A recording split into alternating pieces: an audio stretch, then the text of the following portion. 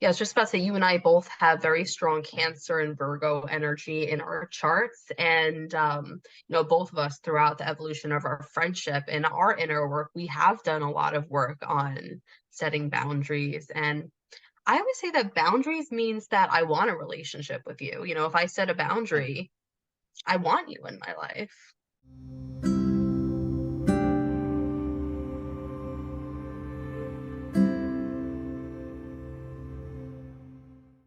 Hi, everyone. This is Andrew Rimby.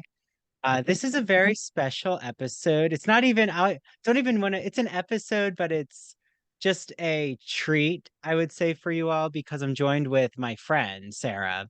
Um, and Sarah is going to actually read my birth chart. So Sarah has really gotten into astrology, and I've kind of seen you, Sarah, flourish into this over the last, I would say, since the pandemic. Wow, thank Um, you.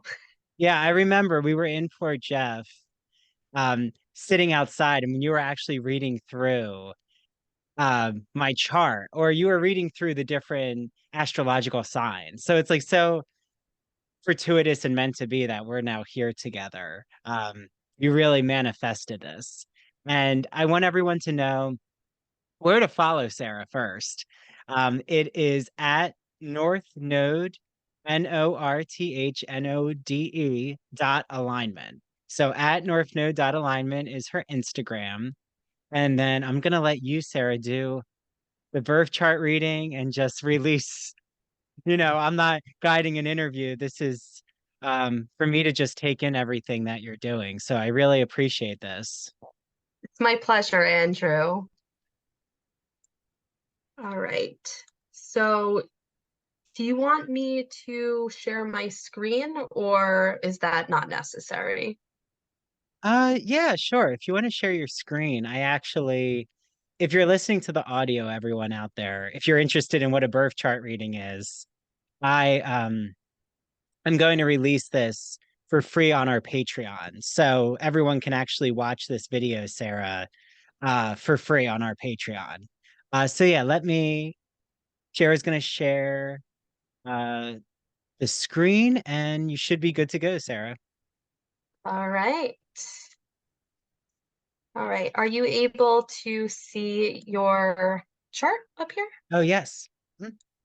Perfect. And before we get started, I just want to make sure that all of your information looks correct. Birth time 11:01 p.m., September 21st, 1992 in New Jersey.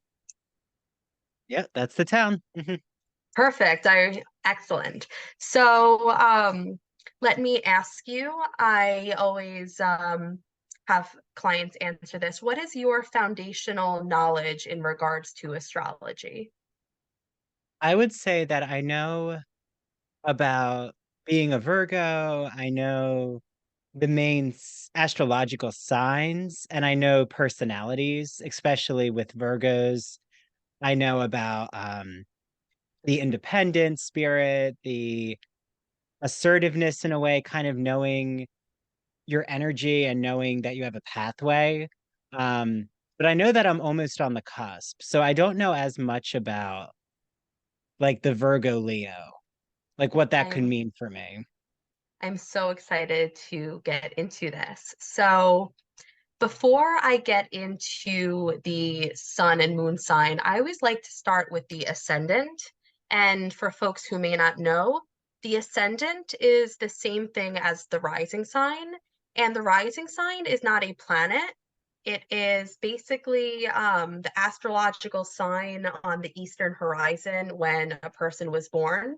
And it has to do a lot with one's physical body, outward style, one's first impression. So, Andrew, you are actually a Gemini rising. Did you know this? Yeah, no, this is all probably going to be a surprise to me. I'm so excited to get into Mhm. this. So, Gemini is a mutable air sign that is ruled by the planet Mercury. and Mercury is also the ruler of Virgo, which I will get into very briefly. But I just wanted to talk about the significance of the ascendant or the rising sign because it is a very sensitive point in one's chart. That's why when I do these chart readings, I always ask for your birth time and for it to be exact as possible. I'll give a personal example. My rising sign is 0 degrees Virgo. Had I been born, and I've checked, had I been born 5 minutes earlier, I would have been a Leo rising, and I'm so not a Leo rising. So that's why I always make sure that your birth time is exact as possible because that ascendant is very sensitive. Mm. Any questions? No, no, this sounds good. All right. So to talk more about Gemini, Gemini is very mercurial. Gemini is also about teaching, and the Mm. Gemini Sagittarius axis is all about teaching and learning. So it makes sense that you are a Gemini rising and your chart ruler. So basically, since Mercury is the ruler of Gemini, your chart ruler is your Libra Mercury, which I will get into shortly. Okay, so is the ascendant, is there like a hierarchy, Sarah? Of like, is ascendant more, forms more of your personality or not necessarily? That's a great question, Andrew. I take a pretty holistic approach to astrology. I know that in a lot of pop astrology, um, is based more on your sun sign. And I always say, we are so much more than just our sun sign. So I like to take a look at the sun, the moon, the rising all together and see what kind of picture it paints. Because also taking a look at your rising sign also shows where your houses are. So, for example, your rising sign is at 22 degrees Gemini. So, in your first house of self, you have beginning with that Gemini energy, and then you also have your Cancer Mars in your first house, which I will get to. A little note on the houses because I know some folks can get confused on the houses, and that's totally fine. There are 12 astrological signs from Aries to Pisces, and basically each house corresponds to each zodiac sign.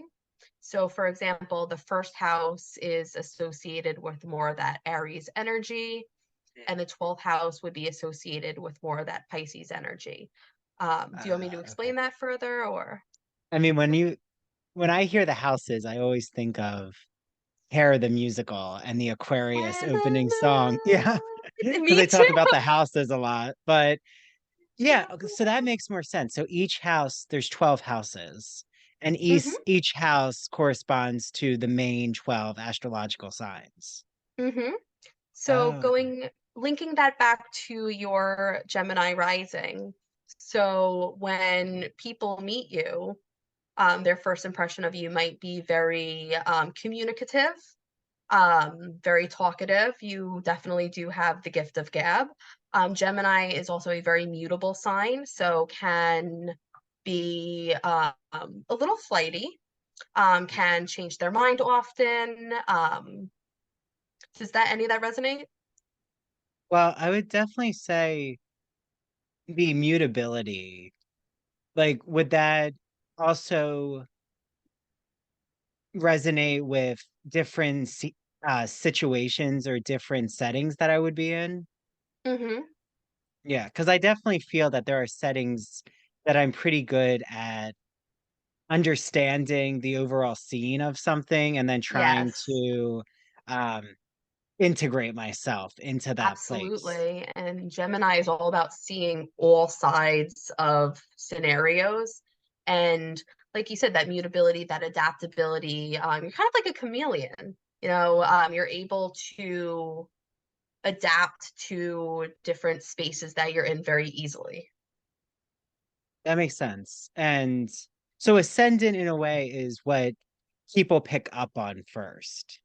Yeah, it's more your outward style, your first impressions when people first get to know you. Yeah, well, the communication, the talkativeness, probing questions is something that Like even you being here with me right now, is demonstrative, I feel, of that. I do think though there's a part of me that is hesitant sometimes in how I communicate, like not always jumping in right away. Hmm. Um, so yeah, I'm curious to get into the other aspects of the signs. Absolutely. And I'm so excited to get into especially your sun and moon because I did allude to this. Your sun and moon are very powerful. And Mm, if you take a look at the degrees, both your sun and your moon are at the final degree. mm, And in astrology, we call this the anaretic degree, meaning that there can be fame associated with these degrees. Fate, a lot of circumstances in your life can be fated. It's like completing a chapter, starting a new chapter. It's like this karmic completion. I would make the argument that there is also old soul energy, and that final degree really gives an extra emphasis. So there's going to be an extra emphasis on your sun, which is your outwards identity, more of your ego, and mm. then the moon, which is more, your inner emotions or id, so to speak. Okay. Okay. So is the sun, so the sun is Virgo. Correct. So you're Yes, your saying sun. that it's the last degree it could be in. Yes. So your Interesting. sun is at 29 degrees of Virgo. So I personally don't do cusps, but yes, you are very close to being a Libra sun, but you are not a Libra sun. Okay, okay. Oh, I said Leo by But you do accident have Libra before. energy in your Libra. chart. Sorry. Okay. No, sorry. Before I said Leo, that's a different. When is Leo? I'm trying to remember. So we are currently in Leo season Oh, right now. okay, okay. So it is end of July to end of August, and then we have Virgo season. Okay, so Leo, Virgo, Libra is Yes, the order. Okay. Okay. Yeah, correct. thank you. Yep, Okay. absolutely. So are you ready to get into your sun? Oh yeah, I'm ready. Perfect. So your sun is at 29 degrees of Virgo. Oh no, what did I do? Okay, here we are. And your sun, if you take a look at my cursor, your sun is in the fourth house, and it is actually on your fourth house cusp. And Mm, this is a predominant angle. It is called I'm going to butcher this, Imum coli. It's opposite from your midheaven, which is your highest point of the chart. So you can think of the highest point of the chart.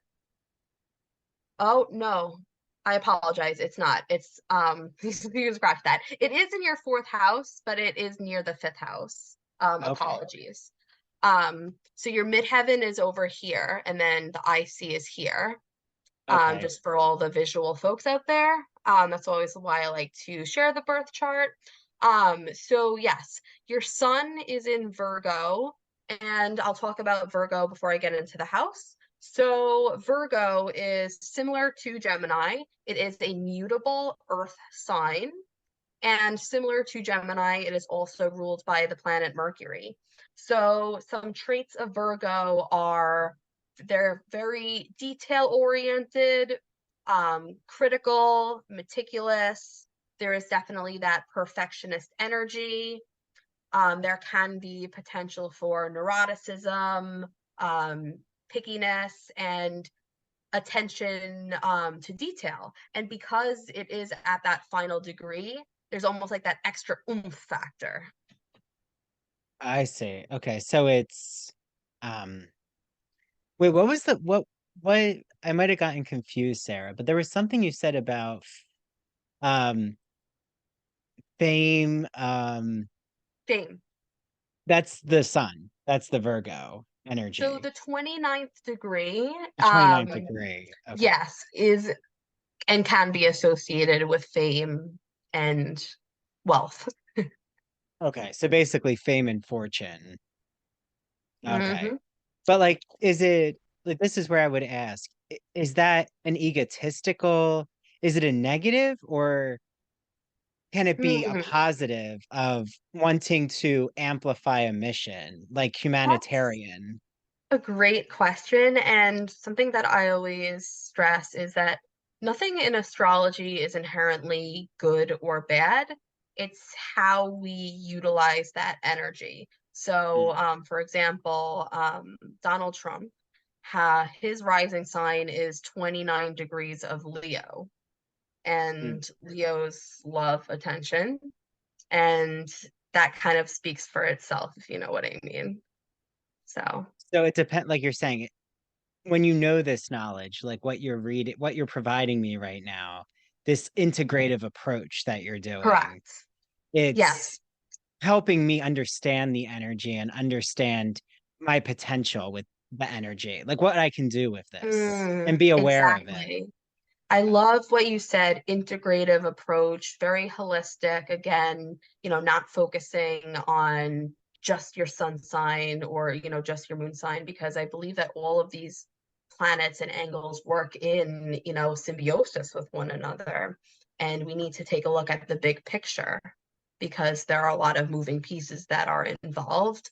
And also, for example, your sun and your moon, they make a sextile aspect, meaning that your identity and your emotions actually work very well together. There are certain aspects in astrology, like the conjunction, the trine, the sextile, and then like difficult aspects like the square and the opposition. And it's basically how those energies interact with each other. So there is that positive, very flowing relationship with your Earth Sun and your water moon. Okay. Okay. And is everyone's chart like, would everyone have the same number of houses that my So chart does? everyone's birth chart does have 12 houses. However, sometimes I use Placidus system. I know some astrologers use equal house. That's a conversation for another podcast episode. But sometimes houses can be like physically bigger than others. So Okay. yes, everyone does have 12 houses in their birth chart, correct? Okay. Okay. But like I'm seeing with all my lines, like I don't, some are much more like there's multiples of some, and the degrees, like, and I can see in the top, they don't really touch those houses as much. Right. So you do have an empty 10th house, 11th house, and 12th house. Um, we all do have some empty houses, but that doesn't mean that we don't embody that energy. I can give an example in my own birth chart. I have an empty 12th house in Leo, but well, it's also significant to look at transits, synastry charts, which is basically the relationship with you and another person, and then Uh, rulerships. So even though I have an empty Leo 12th house, the sun is the ruler of Leo. So then I would look at where my sun is, and it's in Cancer in my 11th house. So we all embody all 12 signs of the zodiac, even if we don't have any signs in that planet. Does that make sense? no, that makes sense. It's not Okay, like, oh, perfect. because I don't have anything in this house, I'm devoid of that energy. Yeah, Okay. Okay, that makes exactly. sense. That makes Perfect. sense. So going back to your sun in Virgo, it is in your fourth house, and the fourth house is a Cancer house. Cancer is the fourth zodiac sign. So your sun, which is your identity, we established Virgo traits, Virgo characteristics. Your sun is in your fourth house of family and home, meaning that you express your identity, that Virgo identity, through family relationships and home life. Mm, that makes sense. I'm a very um anyone who follows me on social media or just my own life, I feel that I strive to really be present with my parents, and I'm an only child, and I really love the connection we have. And like that to me is so meaningful and worthwhile. I really make that a part of my everyday, my awareness of connecting to my parents, That's so especially. But like beautiful. there is an energy of me feeling like whether it's my apartment or even if I'm in a hotel room, I have to feel that it's organically mine, like that Right. It's my safe. energy is in there. It's Safe, very comfortable. comfortable. Yes. Because Yes, yes. Cancer is the crab. So, and I'm going to get into that with your moon in just a second, but we need to have that comfort. Oh yeah, no, um I feel I have a certain aesthetic wherever I land, that it just has to feel part of who I am. Like even if it's I bring things from my place, like a mantra calendar or a candle to Mm, my parents, like then it feels part of my comfort, part of um what I need to get the day going. So that's interesting. That does yeah. resonate. I'm so glad. And it that ties in perfectly with your moon because your moon is in Cancer. Mm. And as we established, not only is your sun in the fourth house, which is a Cancer house, your moon is in Cancer, and the zodiac sign of Cancer is ruled by the moon. Did you know that? No, no, I didn't know that. Oh wow. And yeah, so your moon is at 29 degrees Cancer. So again, just like we established with your sun, with that anaretic faded degree, you are going to be very sensitive, and a lot of feelings and emotions, again, to tie it to your sun, related to the home, family, need for, again, it's the moon, more emotional security. Um, does that resonate? LGBT stories are universal, but each one speaks to the individual heart and soul of the writer telling it. Do you have a story to tell? Or have you been moved recently by an LGBT book, film, painting, television show, or other form of media? Then the Gay and Lesbian Review wants to hear from you. The GNLR believes in bringing awareness to queer art and artists through reviews, commentary, and thought pieces in which the author relates their personal lives to a particular piece of art, a novel, a movie, or what have you. In addition to the print magazine, the GNLR also publishes articles on its blog as well as personal essays on its popular Here's My Story section on glreview.org. That's glreview.org.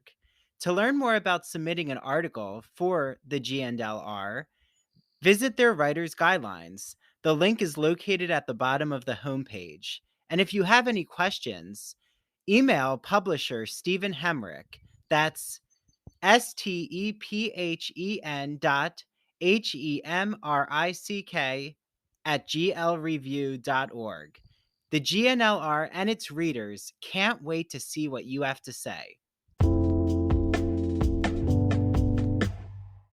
I definitely feel that when it comes to even um, a personal, like what can upset me easily, or when I feel that there's not resolving family conflict I get is that. Yeah. much more eats more away at me. But friend conflict too really hurts as well. Yeah. Our chosen family. Yes. But I would say when it comes to boundaries of work, I have a better time, I feel, with work conflict than I do when it comes to very intimate family Mm, friendship relations. Like if something doesn't mm, feel resolved, I'll think a lot about even, oh, am I showing up for different family members? Or mm. why are we not connected all as a family? Really hurts to not see everyone together. I completely understand that. And that makes a lot of sense because your Cancer moon is in your second house. And the second house is associated with Taurus, the second zodiac sign, all about value, stability, your feelings and emotions related to, the home and family, as I mentioned, that need for security through also financial and material, right? Comforts is very, very important for you. The more like material possessions as well. Okay. Well, yeah, I definitely feel that when it comes to arts and culture, or there's certain things, my books, or um, but even like right now, I'm going through a major transition of like wanting my podcast to succeed, but also like not knowing what kind of teaching jobs or what's going to happen with my college profile, just finishing my PhD. I feel like this is a big transition moment. And Yes, it I'm is. trying to let go of that financial pressure, but it does enter my mind a lot. Of course, you're a Virgo. No, no, it's true. It's true. Yeah, no, I completely get that, and that's human, that's normal. Yeah. So I feel that I'm being more aware of what do I need to ground myself? Like, what do I need to just let the universe guide me creatively, especially of just Mhm. knowing that the pathway will open and I'm doing the work that I love and it's 100%. Yes. happening, but I just have to let go of not knowing the final outcome. But that's a very Yes, tough that is a lesson for big me. thing that I have also learned in my spiritual journey. Let go of the outcome, let go of all the minutia and the Hmm. logistics, and the energy that we put out is also such a big role in how we think about ourselves, how we talk to ourselves when no one is listening, and everything will work in the way that it is intended to without that external force, if that makes sense. Yeah. And I feel that I need to take care of myself first, but I wasn't Hmm. doing that for the longest time. And I still have to remind myself that I'm not being selfish when I take care of my own well-being. Self-care is not selfish. Self-care is so, so important. Yeah. Okay. Well, it's definitely, I'm sure the transition type energy will come up again. Oh, yeah. So I want to talk about your Mercury, and your Mercury over here is in Libra. See this glyph over here at 5 degrees, and it is in your fifth house of pleasure, self-expression. It is corresponded with the sign of Leo. Mm. And your Mercury is very powerful because, as I had mentioned earlier, it is your chart ruler. So, with the sign of Libra, Libra is a cardinal air sign. It is ruled by the planet Venus. And basically, with your Libra Mercury, you are going to be very diplomatic. You're going to be very diplomatic in your communication because Mercury rules communication. Excellent mediator, excellent negotiator. You're very good at hearing people out, even if you don't necessarily agree with their viewpoints. A lot of Libras do tend to be lawyers. I know Judge Judy's a Libra. Very, very level-headed and calm and balanced and being able to see both sides. Yeah, that definitely, I feel that I'm able to listen to those who disagree with my view, um, to just understand where they're coming from and try to be open-minded to it, even though I know it might really go against my belief. I think though when it's done in a hostile way, I get very upset, but also sometimes I feel Same. like I can mirror their energy of negativity if I'm not Oh, me careful. too. I'm right there with you. And we need to when they go low, we go high type of thing. Yeah. And I'm just taking a look at my notes with that fifth house placement. again, that Leo has, you're definitely not going to be shy about expressing your opinions. And again, with that fifth house Mercury, there is that deep need of mental and more intellectual pleasure and stimulation. And I see that with your educational studies and your podcast and all of the work that you put out for the collective. Yeah, no, I definitely feel that I need to every day be doing something that's uh, is part of a conversation, but is for the public's consumption. Like that it's not just for my own, like it is my passion, but it needs to resonate more broadly. Like I don't want to have it sequestered just for myself.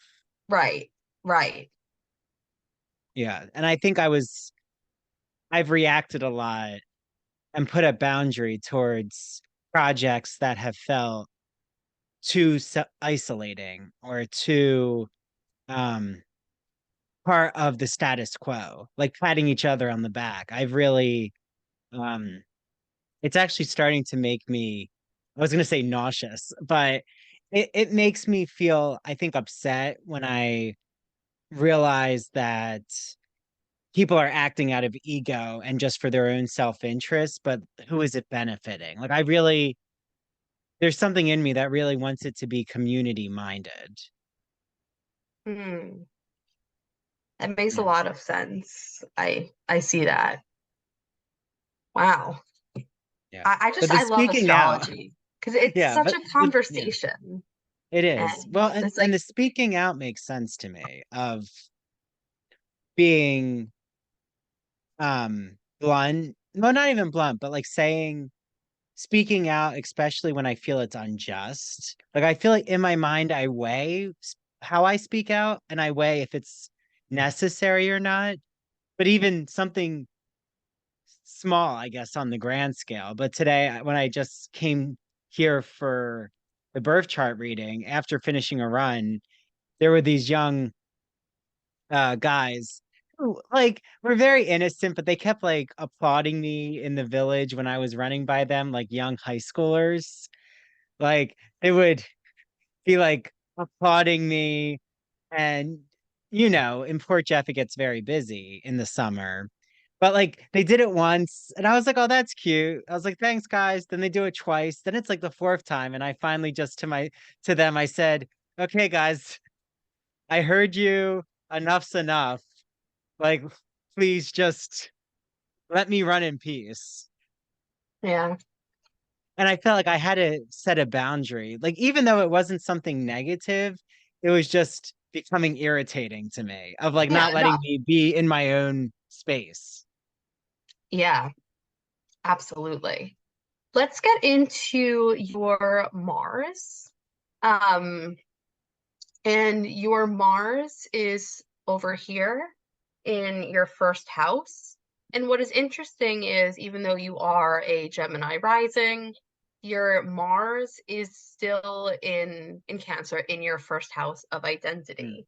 And something that I will add is, oh, I skipped Venus. Oh. Let's go back to Venus. Apologies, audience. So I'm so glad I caught that because I want to talk about your Venus. I want to talk And about is your it true Venus. like Venus, like we do have the Greek mythical background? Aphrodite. So is Venus, it is the love pleasure house? Exactly. I'm so Yeah. glad you just mentioned that. So in astrology, yes, there's definitely correspondence with mythology. So when I think of Venus, I think of, as you just said, Aphrodite, more of the feminine polarity of pleasure, love, also value. And Venus rules both Taurus and Libra. So your Venus in Libra is very strong because Venus enjoys being in the sign of Libra. And just like your Mercury in Libra, it also sits in your fifth house. So there is this need for harmonious and balanced relationships, similar with your Libra Mercury. And with that fifth house energy, you know, that creative expression, and there can be a little bit of a flair for the dramatics just because it Hmm. is in that fifth house. Yeah, that Yeah. makes, yeah, there's definitely dramatic or sensational aspects of my personality. Yeah. I like I like a little, well, I mean, I did theater, but I feel Same. that I find avenues to express it without necessarily, I'm always worried I'll bring it into my personal life, the dramatic aspects. Like maybe that's why I love social media videos and like There's being like the Real performative. Housewives or something Yeah, the like housewives, like finding the performative aspects of what I like to that. consume and Mm-hmm. maybe channeling it into that instead of um into my friendships. Like I don't want to bring, like again, speaking of negativity, I don't want to be in the mud with like dragging someone's name or doing Yeah. anything that hurts someone. Mm-hmm. Yeah, But there you is also that. said, yeah, you said there's an egalitarian aspect, so that's interesting. Yeah. Yeah. Yeah. Okay. Now back to your Mars. So this is such a great conversation. It's so free flowing and I'm enjoying Yes. this. No, this Um, is great. And Mars, well, Mars traditionally is war in mm-hmm. Yep, Aries. mythology. Hmm. Mm-hmm. So Mars, so if you take a look at Venus being more of that feminine polarity, and again, regardless of what gender you do or do not identify as, we do carry both masculine and feminine polarities within us. So I just wanted to put that out there. So Mars is more of that masculine, almost like primal impulse, Hmm. like war and also Sex? sex. All right. That's what I thought you were gonna say. I was Like like, I sex. know what she's trying to get at. Yeah. And Mars, it's interesting because Mars, it's either in detriment or fall in Cancer. I forget which one, meaning that Mars doesn't necessarily love being in Cancer. Um, so, oh, I literally have in my notes right over here that it is in fall. So Mars isn't comfortable being in Cancer. It's comfortable being in Capricorn. It's comfortable being in Aries because, Aries and Mars is the ruler of Aries. So there is with this Mars in Cancer, there is going to be this need for security. We have definitely a Cancerian theme here in terms of, family, the home, security, safety, that crab archetype, that need to care for and protect others. With that Mars placement, again, you're highly sensitive, and with that crab, you can definitely be defensive if you perceive that you are being threatened. Mm, definitely. I Yeah, and I feel like I feel like so many don't see, like I don't show this aspect outwardly, but if someone um makes me feel uncomfortable or I feel that it's escalating into a fight, I try to shut it down immediate. Like I try to put up my wall and cast out that energy. Like literally say, mm, get away from me, or yeah, in that my body language. hard shell, absolutely. And because it's in that first house, it's that Mars in Cancer is drawn inward towards yourself. Yes. And that makes sense. Yeah. Would that also be like protecting or defending others? Like who are facing unjust forces? It can be. I see it also as, defending your family, whether that is blood or chosen family, But definitely. yeah, I've definitely spoken up for if I feel that my parents are being um attacked or like verbally, or Oh if there's like a slight that was said against them, I'm very quick to counter that. yeah. Or um especially with friends that I care for, like not this actually just happened to me, Sarah. And I'm like I said, and I even if we weren't recording, I wouldn't tell you the name of the person, but just because I don't like you don't know them and it wouldn't probably be beneficial. But there was someone who I thought we were really like I thought we had developed a friendship and we were growing as friends. But um like they recently said to me that I am very sensitive when they critique me. And there was an aspect of like that phrasing of them critiquing me that really sits like I said to them, okay, let's just take a pause as a as friends because I think we need to work on our communication style because Mm, I I like to be productive and transparent and honest. Like I strive. I mean, we're friends and you know me, but like I love to have that conversation, even if it's a yeah. conflict that we're going to resolve it at the Oh other yeah, end. definitely. But And you like and I I never want to critique someone. Mm-hmm. Yeah, I was just about to say you and I both have very strong Cancer and Virgo energy in our charts. And both of us throughout the evolution of our friendship and our inner work, we have done a lot of work on setting boundaries. And I always say that boundaries means that I want a relationship with you. If I set a Yeah. boundary, I want you in my life.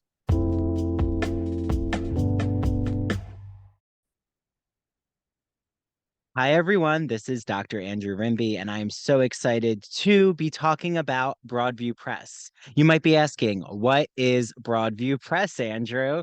Broadview is an independent academic publisher in the humanities that produces high quality, pedagogically useful books for use in university and college classrooms. They publish in the humanities, mainly English studies, writing, philosophy, and history, just to name a few genres. And recently, I had on Dr. Jason Holt, who wrote all about the philosophy of sport. And what better summer episode than to talk about what happens when a philosopher dissects the beautiful aesthetics of sporting culture? In the spring, I had on doctors Kyle Stedman and Tanya Rodriguez to talk about what is sound writing, how to make audio projects in the college classroom, how to even have your students create podcasts.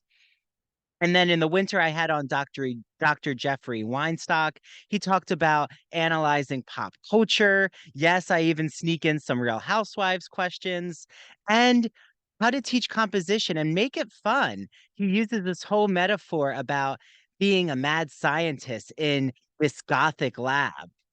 And in the fall, I had on Dr. Ann Stevens, and she talked about literary theory and criticism. And yes, the university season is upon us. So, what better way to talk about the college classroom than to actually understand what is literary theory? That's a wonderful episode for all of you out there who teach literary studies.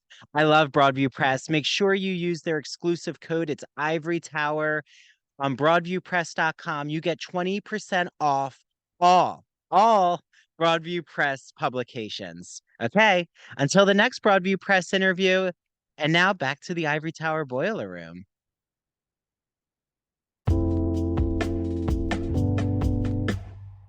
Well, You and know, then like going forward, you know how to better interact with your friend. I guess when when I saw that this person saw me as too sensitive or use the word sensitive when they critique me almost like in a negative way, like, oh, you're in a too negative sensitive. way. And I'm thinking, well, and in my opinion, I was defending myself. Like Yeah. speaking of defending, I was defending myself against accusations that I thought spoke negatively of my passions. Like I'll bring it up because I think it's helpful in this scenario. but it was about the podcast, like the work that I do, that I'm so open about my sexuality and my body. Mm, And my academic work speaks also I to love my it. passions of opening up sexual conversations with the gay community.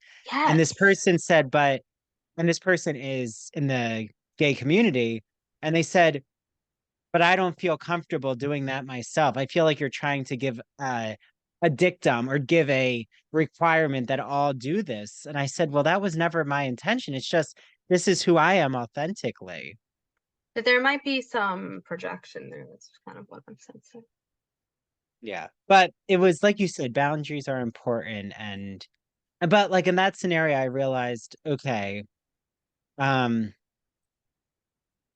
it's good for me to take a pause, and that's justified. Like, there's nothing wrong with saying, okay, we might come back into each other's lives eventually, but I've apologized for what I thought my part in the fracturing, well, my part in the fracturing, I took accountability, but Hmm. we now need to pause if we can't move forward. Like, if you think I'm too sensitive, there's aspects of myself that I can't change. Yeah, and You know, I think that sensitivity is a superpower. So, I feel like we're in right now that the lack of empathy is causing the demise in a lot of our culture. you can say that again. Yeah. We need to be running on empathy. Like instead of running on Duncan, we should be running on empathy, you know? Yes. But America runs on empathy. yeah. But thank you. This is helping clarify that situation. Wow, I'm so glad. So, we just did the inner planets. So we took a look at the sun, the moon, Mercury, Venus, Mars. Now we are getting into Jupiter. And I know, your Roman mythology and in Greek mythology, Jupiter is associated with Zeus. Mm. So Jupiter basically expands whatever it touches. And I Interesting. think that this is very interesting because if you take a look at your fourth house over here, your Hmm. Jupiter is hugging your sun in Virgo in the fourth Interesting. house. And I wrote that, you are meant to have this very big identity, this very big sun of yours being in Virgo, the sign of service. So being in service through that fourth house of domestic affairs, home, and family. So your Jupiter is really magnifying your sun, which I think is incredible. So just even expands the Virgo or amplifies that Virgo energy more. Oh, yeah, exactly. Mm. Hmm. And like I already have the 29th degree of the sun in Virgo. So it's like a hyper expansion in a way. Huh. Oh, yeah, That's interesting. definitely. Okay. So now let's take a look at your Saturn, and I'm really excited to get into this because how old are you? 30. 30. So you just had your Saturn return. Do you know what that is? No, no, explain it, please. Sure.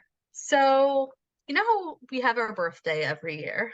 Hmm. That is your solar return because the sun is astrologically at where your natal sun is. So, once a year, we celebrate our birthday, unless you were born on February 29th, and I don't know what your deal is. um, that is your solar return.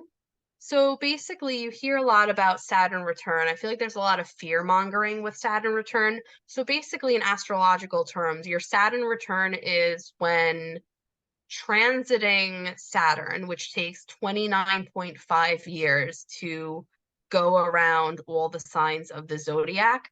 Saturn stays in each sign, I think like 3 or 3.5 years. And again, Saturn does retrograde, blah, blah, blah.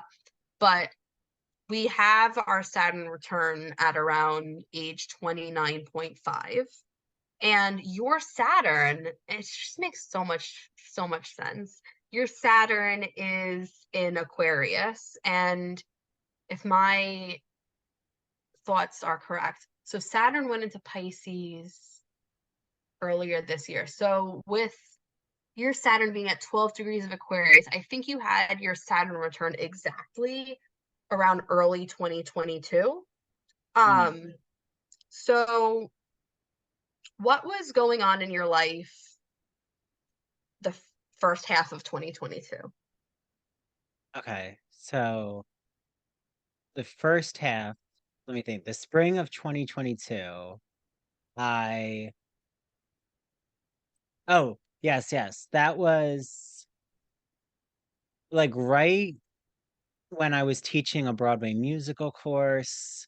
I had been feeling a sense of a journey in a way of a lot of collaboration in Manhattan, working um in a library space in the South Street Seaport for Whitman work with the Whitman Initiative, then took my students to Broadway, did like podcast work with, I think that's when it all is blending. But no, that's yeah, okay. That's when I had a poetry event in Chelsea and Manhattan. Because I know you had come to the Halloween party, but that wasn't until October Yeah, 2022. pen and brush. That was a Yeah, lot of fun. because I was at Uh, Pen and Brush in February 2022. But yeah, and I think nice. that's like when the pandemic, like I was starting to be back in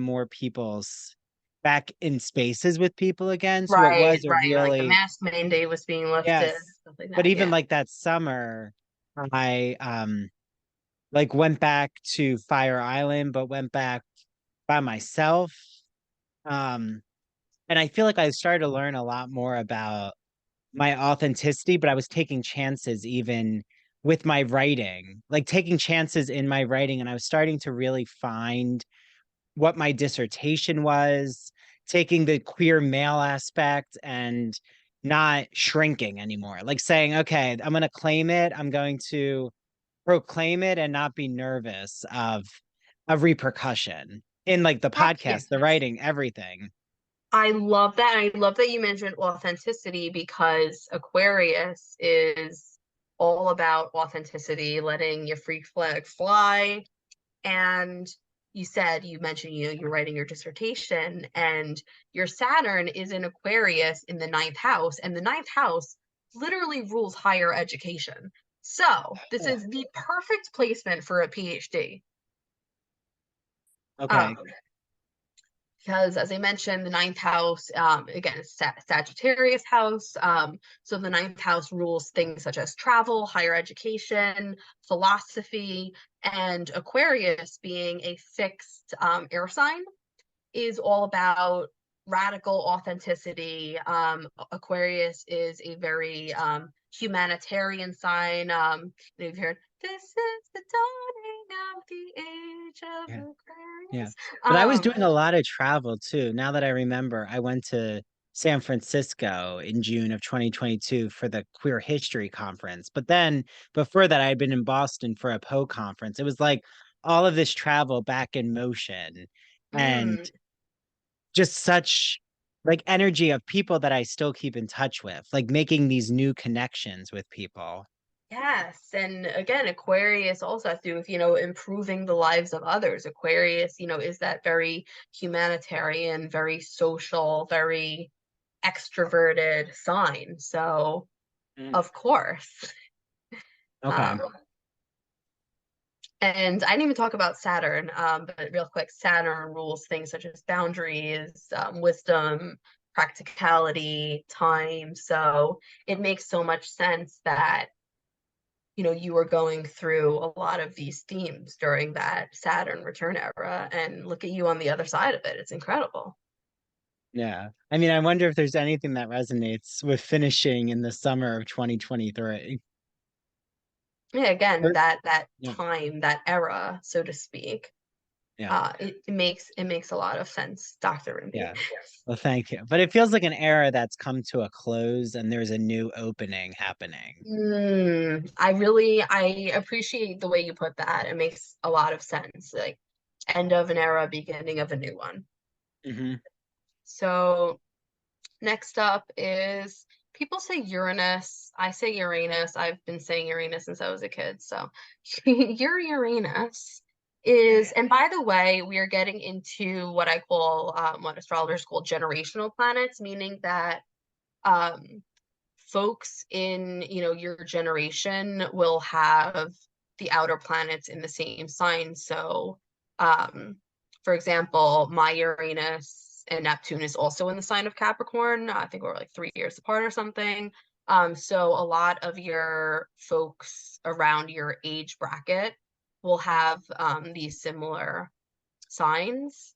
Okay. So I also, do take extra emphasis to, aspects such as conjunctions, which I'll get into shortly, and houses.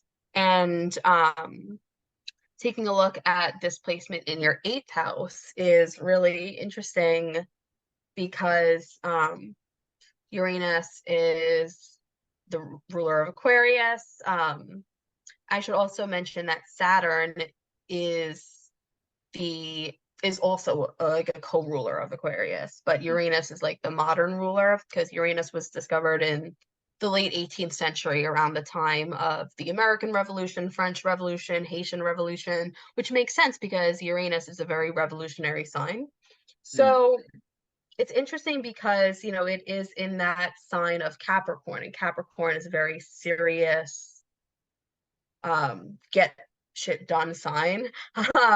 So very, innovative in practical affairs. And, folks who have this planet in Capricorn, it's like you're bringing new life to more conservative traditions. And especially being in your eighth house makes a lot of sense because the eighth house is a Scorpio house. And if you think of Scorpio and what that planet, I mean, sorry, what that sign represents, so putting that together is that freedom of expression and Mm. innovation through taboo, sex, transformation, shadow work, death and rebirth, and also shared inheritance. Mm.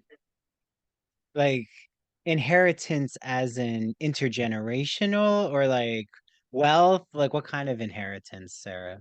So like shared apologies, shared resources. So it could be, Oh, an inheritance from someone passing away or more like shared resources. So if Taurus is all about, your own value and like money, Scorpio is more like shared resource, and taxes also fall in the eighth house. God knows why. Um, but more of those, scorpionic, plutonic themes. and this is something Which that like our generation all shares. so not the eighth house, because again, looking at your Okay. rising sign, the house might be different. But folks born in the early 1990s do have this planet in the sign of Capricorn.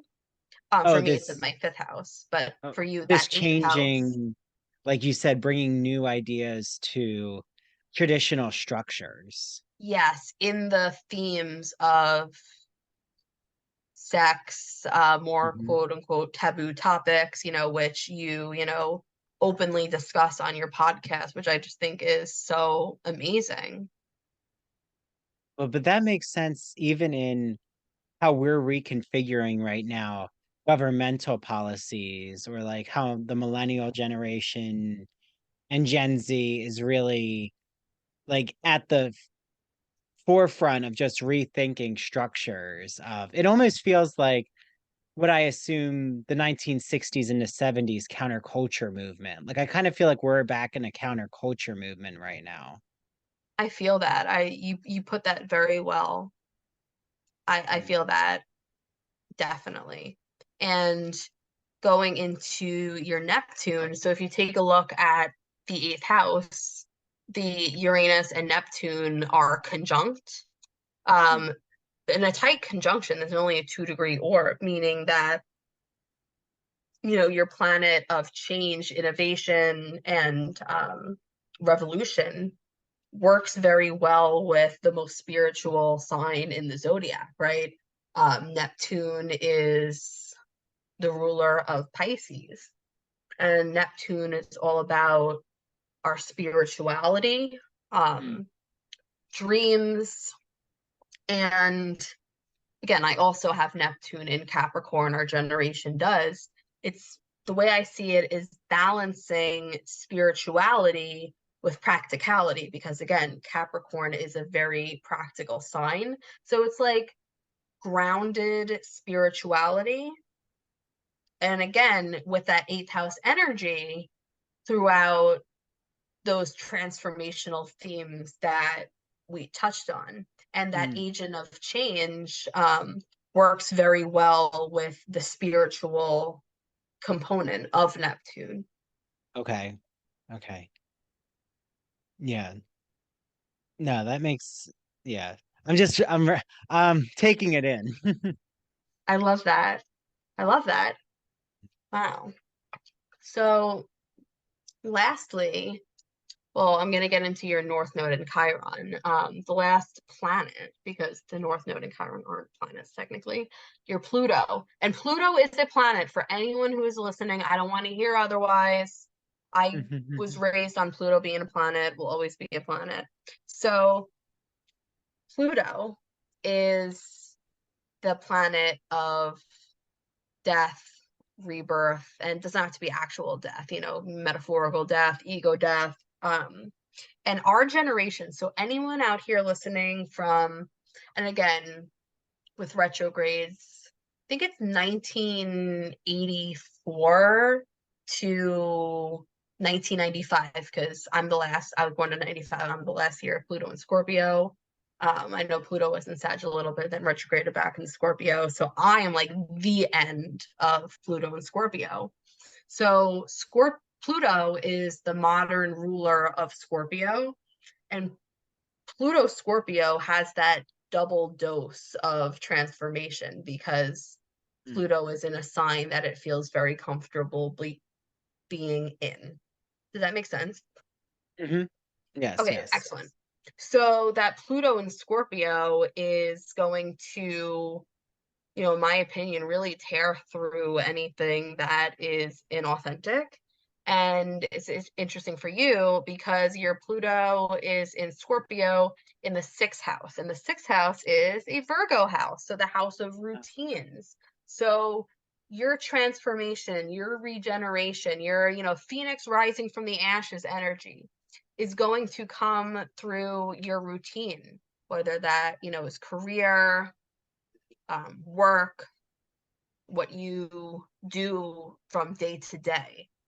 Yeah. Is that why I might be so like invested in a schedule that I keep?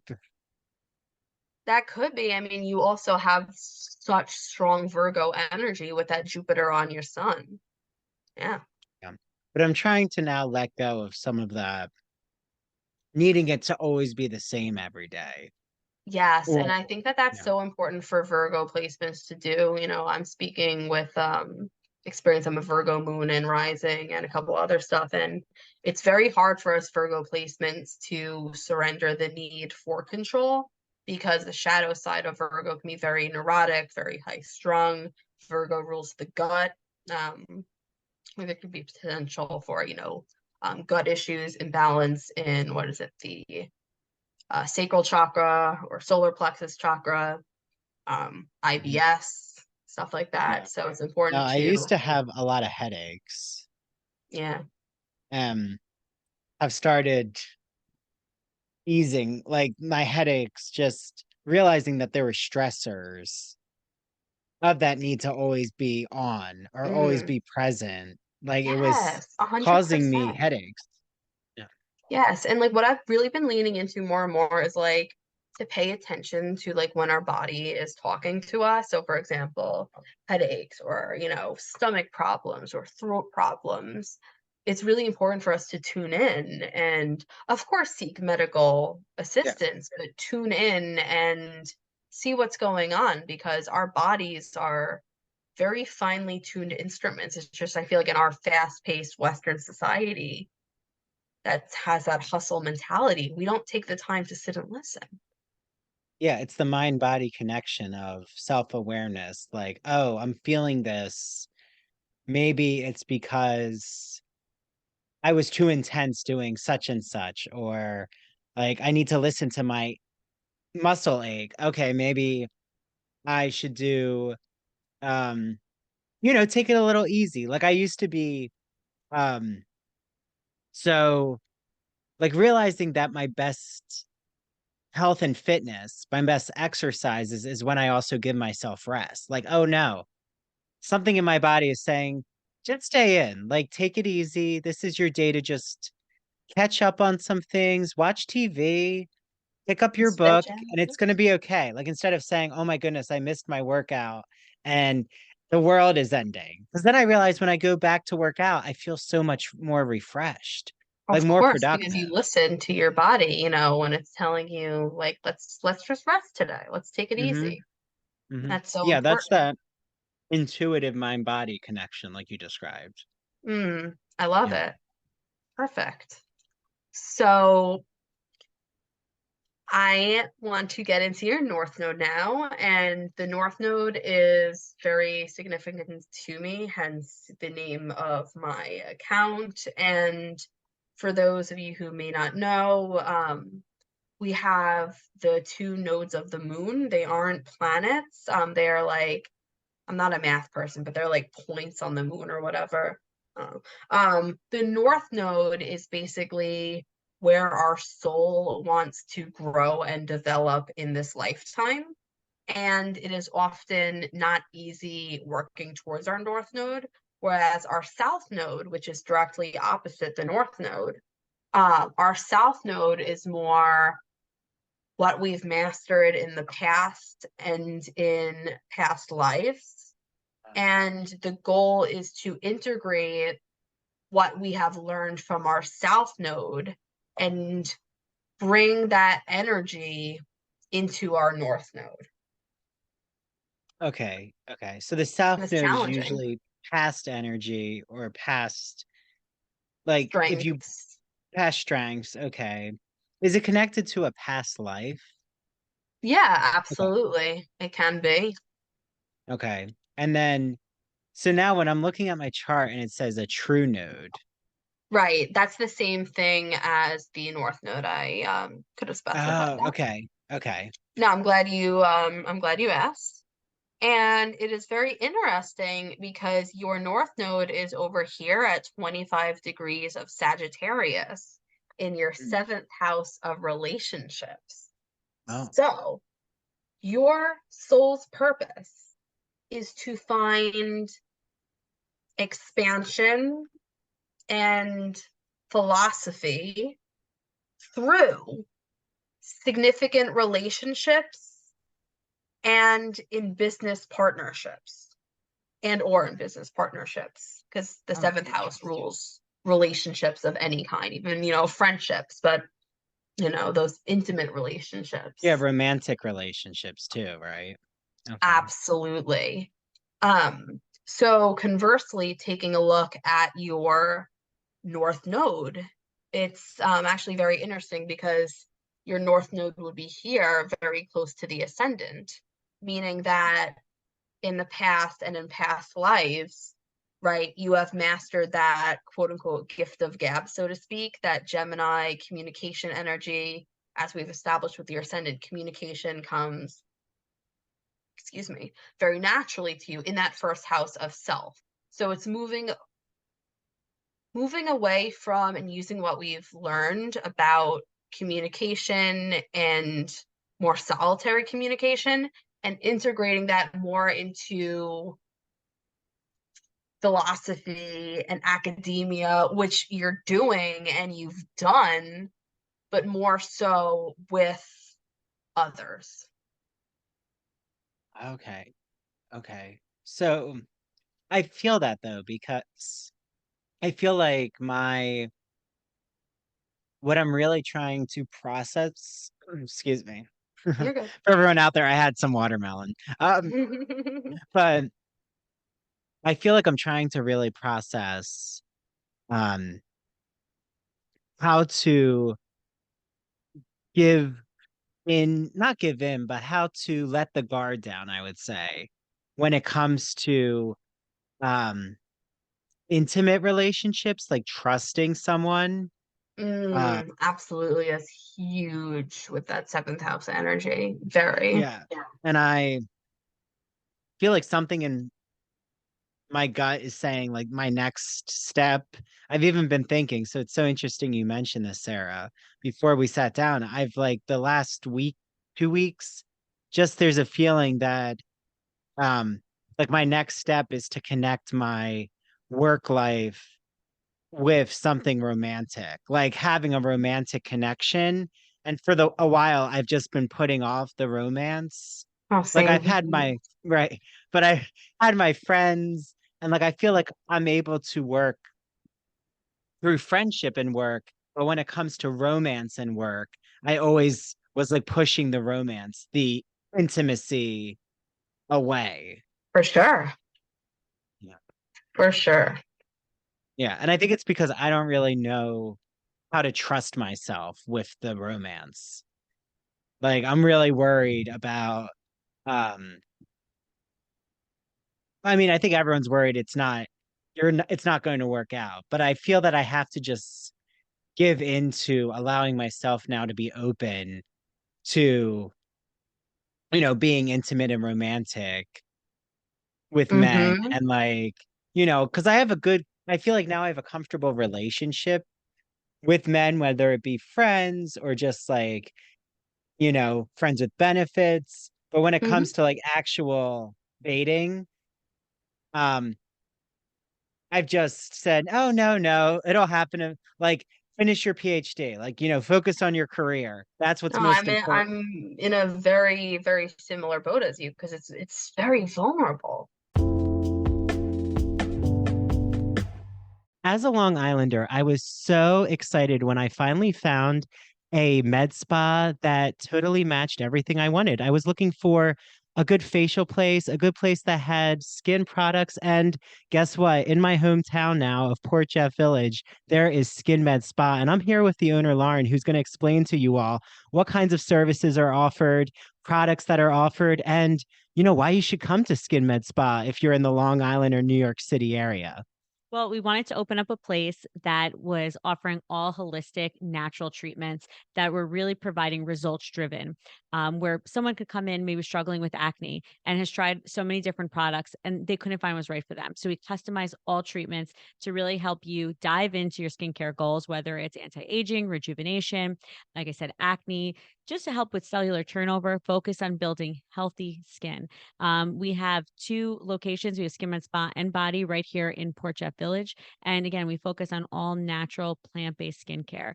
We'll help you design a good custom skincare line for you, and we'll help you find the right treatments, whatever your skin needs. Yeah, so Lauren and Sarah, they know that I get puck cupping here. I get hydrofacials with Rosie. I get jet peel facials with Lauren. Everything here is so wonderfully curated, like Lauren said. And there's just any kind of product. Oh, I know. There's now laser hair removal. I mean, there's always a new product being offered. So everyone out there who's listening, if they want to come to Skin Med Spa in Port Jeff Village, how can they find you and get in touch? We're really active on social media. So at Skin Med Spa PJ on Instagram, that's the best way you could probably find us because we really try to post daily updates of our clients and who's coming in and the treatments that we're doing. And of course, on our website, there's always links on how to book an appointment. But everything we do when you call us, that's always the best way. We answer the phone and we'll talk forever and help you find whatever is perfect for you. Okay, well, hopefully Lauren gets to meet you all. Say that you heard Skin Med Spa's ad on the Ivory Tower Boiler Room, and maybe I'll see you all here. Okay. Good. Bye. Thank you. Hey, Ivory Tower Boiler Room listeners and true crime friends. You've heard me gush over this incredible woman and her beautiful products. I'm talking about Mandy Made It. Mandy makes customized and original crochet and pre-cut goods. They are the perfect, unique, one of a kind gift for literally anyone in your life. And she makes incredible home decor. I still have my pumpkins that I put out every fall. I just love them. Check her out on Instagram at MANDEE Made It, or search Mandy Made It on Facebook. To order, just slide into her DMs, and if you mention the Ivory Tower Boiler Room, you will receive a free personalized gift with your first order. So, go on Instagram and look up at Mandy Made It, and Mandy is spelled MANDEE. Again, her handle is at Mandy Made It, Mandy spelled MANDEE, and order today. Hi, everyone. This is Andrew, and I am interrupting what I know is such an exciting Ivory Tower Boiler Room episode to tell you all about one of my favorite podcasts. It's called That Old Gay Classic Cinema, and it's hosted by Christian Garcia. Christian is joined with guest co hosts to talk about classic cinema films that we know and love, and he analyzes them through a queer lens. So he's talked about The Sound of Music, Alfred Hitchcock, The Wizard of Oz, Sleeping Beauty, 101 Dalmatians, and recently Hello, Dolly. I actually was on his first ever episode to talk about my love of The Sound of Music and playing Captain Von Trapp in my high school musical. Then I was joined with Mary DePippi, the host of True Crime in Academia, and our friend Travis Roundtree to talk about Alfred Hitchcock's Vertigo. Mary just had Christian on True Crime in Academia to talk about female poisoners, including the evil queen from Snow White and actual real life female poisoners. So, Christian's podcast is the best. You must add it to your listen list. After you listen to this episode, make sure you head over to That Old Gay Classic Cinema on Apple and Spotify. Make sure you follow him on Instagram at That Old Gay Classic Cinema. And he's also on TikTok. Don't forget TikTok. Okay, I can't wait for you all to listen to That Old Gay Classic Cinema. And now back to the Ivory Tower Boiler Room. To share a piece of yourself with someone else and have that person, can have the potential to break your heart. But it's like, you will never know if we don't try. What's that saying? Like, it's better to have loved than lost than never. But I'm literally like very similar to you, Andrew. So I completely get what you're. Well, and I think I'm so nervous that and I realize that it's not true, or that it's something that I've really concocted in my mind, but I'm thinking that if I get very intimate romantically, that it'll somehow take me away from my business and career. Like they'll that I'll lose that identity of myself. Yeah. And I know that the person that I will be with will support each other's career. It's just hard for me to I know that that's rational, but I'm acting on instinct of okay, like putting this wall up almost of that crab energy, that tough shell exterior. I know. Well, and I think that I definitely I am independent, but at the same time, I think on the outward appearance, people see me as very, very they see me as very self-sufficient and independent. But which is very helpful in business, and it's helpful in friendships, to support being one able another. to hold your own. Yeah. But when it comes to romance, I think that there's been men where they think that I don't need to be in a relationship. Like I'm not looking for that. Right. I get that. I get that. Yeah. Because I look at others around me and I think, wow, they're always they always are finding partners. But then I also realize that they're deciding to take a chance on dating.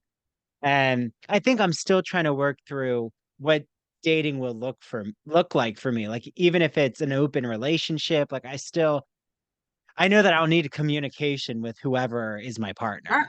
And I think I'm ready. I do feel like though this is now the next stage. Like this is like you said, the Saturn return happened. I feel like my next stage now is love and career. Oh yeah, and also, adding on, taking a look at the degree. So your nodes are at 25 degrees, and then taking a look at your Venus being at 26 degrees. So Venus, the planet of love, does aspect your nodes of fate, so to speak. So that definitely is a theme we see in the seventh house, as well as Mm. Venus aspects in your nodes. Yeah. Oh. And then is the South Node readable? Like, are you able to see what the So South Node is? the south node, I don't know why it doesn't show up on this chart, but your south node is always right opposite of your north north node. So I had to think about that for a second because Gemini and Sagittarius are opposite each other in the zodiac. So as I mentioned, you have mastered that communication piece. You have a very strong Mercury, right? We established that Mercury in Libra, very diplomatic. Here's all sides out. Um, so it's again like integrating that Gemini energy of the self, right? That first house that is very, I'll do it on my own, I got Mhm. this. Very, self-sufficient, and integrating that into relationships with others. That And makes intimate sense. relationships is definitely a seventh house theme. Yeah, I feel that um so many say, "Oh, you're so good at communicating," or you know how to make things happen with collaborations and networking. Um, so that all really resonates. It's um yeah, that resonates. I'm just now thinking, okay, I think it's time for me to give a chance to take a chance on love. But I also am a firm believer in what's that saying is like, what's for you will not pass you. You know what I mean? Hmm. Yeah, yeah. Well, and like you're saying, what intimate relationships means to each person is different. Like it doesn't have to just be marriage related or Mm-hmm. um yeah, okay. Now that's interesting. I'm just thinking about what would happen if like someone's North Node was Gemini and um like if they were able to master the relationships but work on communication, like whether that could really affect your intimacy. It could. I have something similar. Again, my North Node is in Scorpio and my South Node is in Taurus, but with the houses, my North Node is in the third house, which is a Gemini house. And then my South Node is in the ninth house, which is a Sag house. So the way I interpret that is like I have mastered like the philosophy component, like the travel, the higher ed, like higher education, and it's like my north node, my destiny to like kind of like come down to earth and like have more of that Gemini component. Like again, the Gemini Sagittarius axis is the teaching and learning axis. So whether your nodes are by sign, Gem and Sag in your case, or by house, third and ninth house, it has to do with that, perpetual teaching and learning relationship. So integrating like this like esoteric knowledge in a more tangible, I think that's the word I'm looking for, tangible way, if that makes sense. Okay. Okay. That does make sense. I'm glad. Yeah, yeah, yeah. Mhm. Okay. So I have one more left, Okay. and Chiron is not a planet, it is an asteroid. Are you familiar with the mythology of Chiron? I remember Chiron, but I feel like it has something to do with the beginning or it's not like the beginning stage of the creation of life. Like, does that have something to do with the foundation of planets? Or I don't know why I keep thinking it has something to do with creation. It could potentially. My understanding of Chiron is he was a centaur, so he was half man, half horse. Okay. Okay. And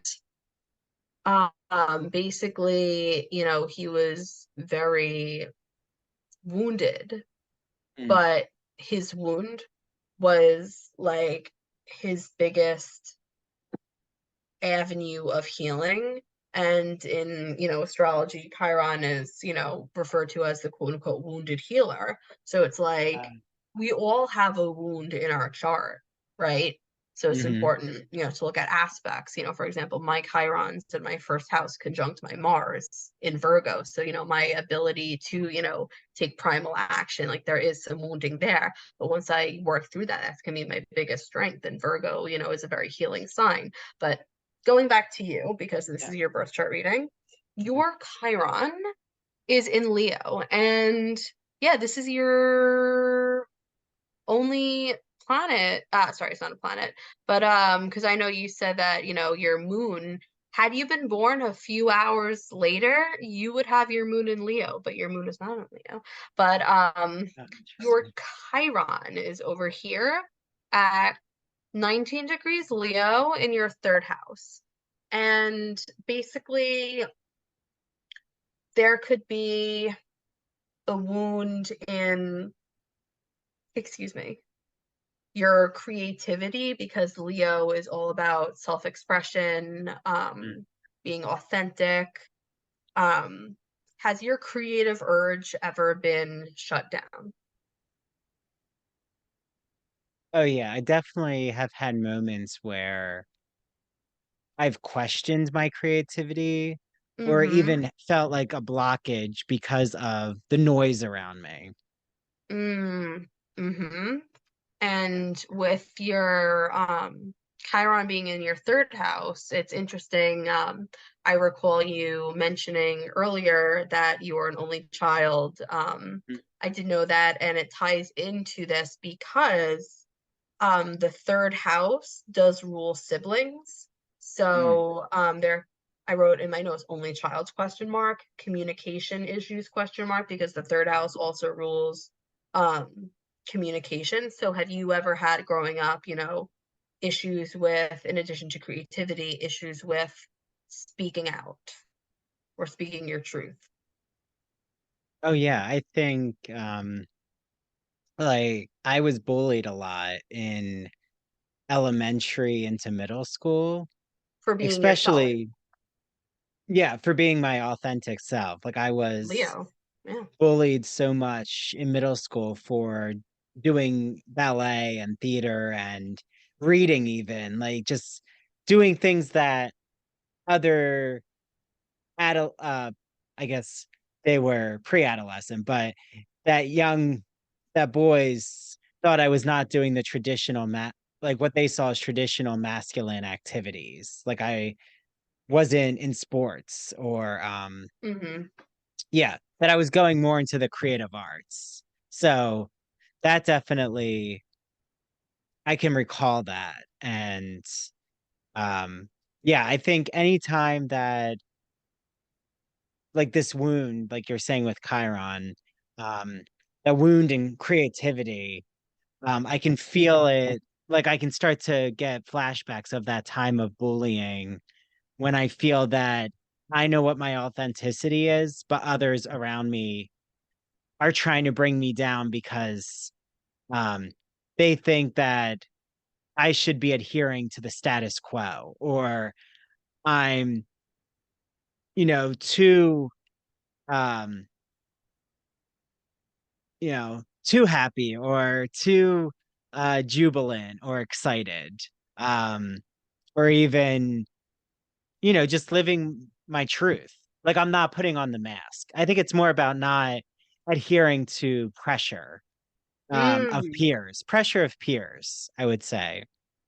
For Yeah. sure, for sure. And, with that Chiron, it's, as I mentioned, our biggest wound, but also our greatest source of healing. So with this placement, you and I see you doing this, with your role as an instructor, as a professor and, podcaster, you are literally teaching others, because the third house rules teaching, that teaching others to find their authentic voice. Mm. Yeah, I feel that that's been something that I'm now very um take pride in, is that there are people who reach out to me that they see themselves and they know that they can take a chance in their authenticity. For sure. Yeah. Yeah. No, that definitely resonates. Oh, and I saw that I was thinking of Chiron's father, Kronos, who Oh, was one of Pronos, the yes. Titans, who like Yeah. the Titans were the first generation in mythology, as you know, probably, who Yeah. like overthrew Zeus, or Kronos overthrew Zeus, but they were like at the beginning of the creation of um I forget if they call it Earth, but no, then they would have called it And there was chaos. chaos. Yes, yes, Yeah. yes. And Yeah. like how planets were formed, and um yeah, how the heavens were created. I think it would be the heavens. But yeah, that's what I was thinking of. Yes, Yeah. indeed. Yeah. Wow. So that was absolutely lovely. Yeah, I'm no, that gonna, was wonderful. Thank you, Sarah. oh, my pleasure. Yeah, yeah. No, that was great. I feel that I gained a lot of knowledge about all the different aspects of my houses, like where everything aligns. Um, and like just now reflecting on what to do with this information and being aware of these energies. It's very helpful. Yeah. Absolutely. Like I see astrology as, a guidebook in understanding ourselves, understanding our soul, and, not becoming obsessed with it, but really using it as, a roadmap to help us understand ourselves in a deeper, more holistic view. Yeah. It's almost like the way that I see crystals or mindfulness mantras, that like it's a reminder of what intentions we want out of our day. Not that it's a, because I think the general public, they think that it's a destiny. Like, okay, if I have this crystal, it'll automatically transfer into this energy, but it's No, not but it magic. amplifies. Yeah, no. Yes. No, no, no, no. It also crystals too, just like it's about intention. Like you can have all the crystals in the world, but unless you're putting intention into them,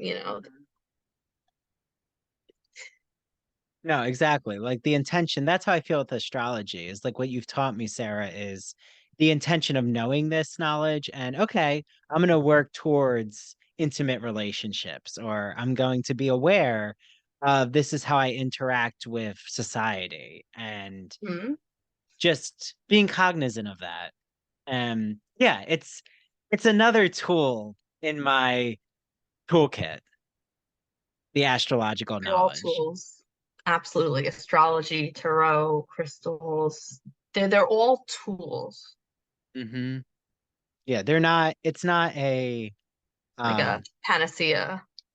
no, exactly. Exactly. It's not a dose of medicine you take and it automatically changes your life.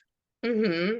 Yeah. Yeah. Well, thank you, Sarah. This was great. And I, hope everyone out there definitely um follow Sarah at northnode.alignment. And I know, Sarah, how can they get in touch with you to like experience what I did, to have their birth chart read and have this actual one-on-one encounter?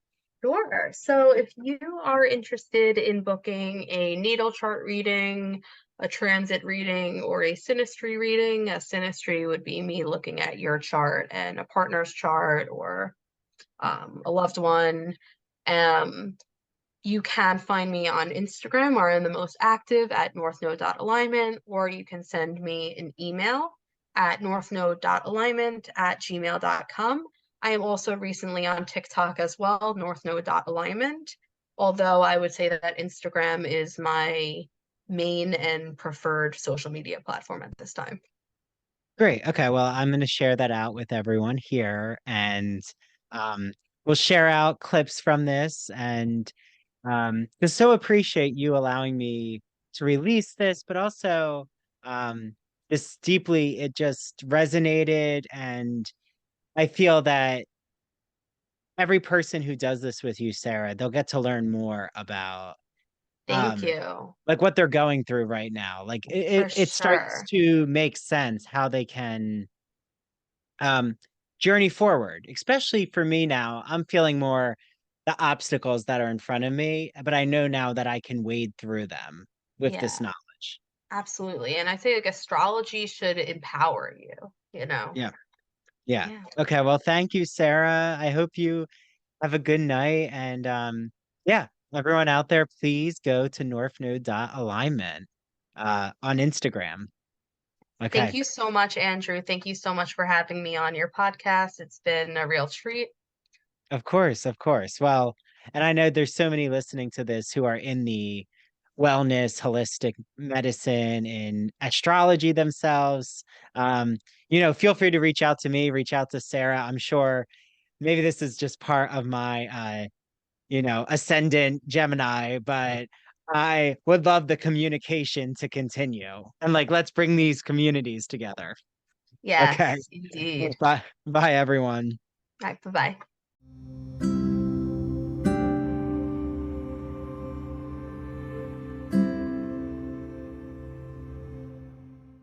Thank you so much for listening to the Ivory Tower Boiler Room. This is Andrew Rimby, the host and director of the Ivory Tower Boiler Room podcast. I am joined with Mary DePippi, our chief contributor and host of True Crime in Academia. Please, if you're not, make sure that you follow the Ivory Tower Boiler Room and True Crime in Academia on Instagram and Twitter and TikTok too. Remember our TikTok. That's where all the exciting video clips are posted. Make sure that you join our Patreon if you want more Ivory Tower Boiler Room and True Crime in Academia content. All the video interviews are on our Patreon. All of our bonus episodes are on Patreon. And it just means so much for you to join for $5 a month. You unlock all of our bonus episodes. And also, it just helps support the Ivory Tower Boiler Room.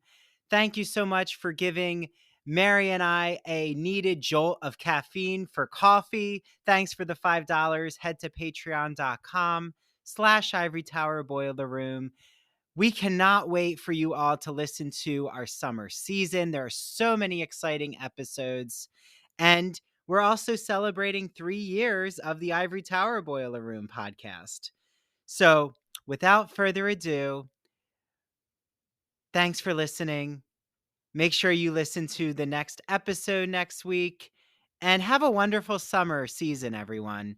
Okay, bye now.